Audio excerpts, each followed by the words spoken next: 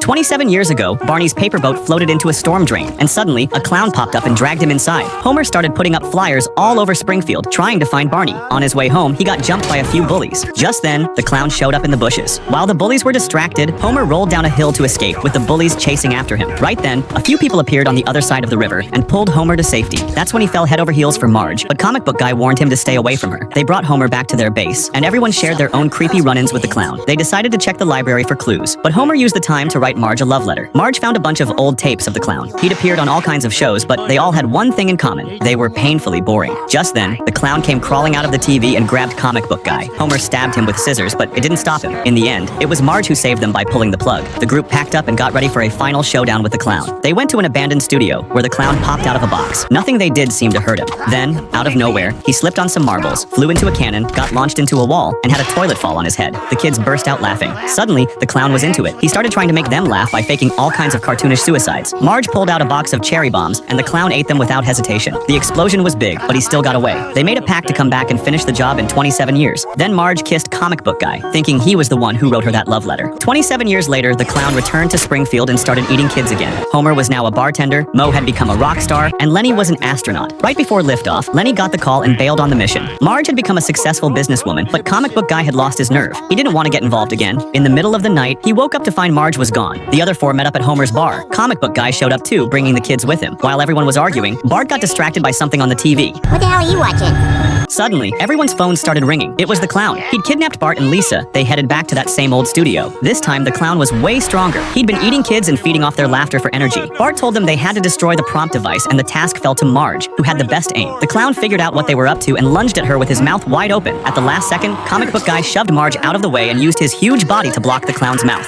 Marge landed a perfect shot and shattered the device, finally defeating the clown.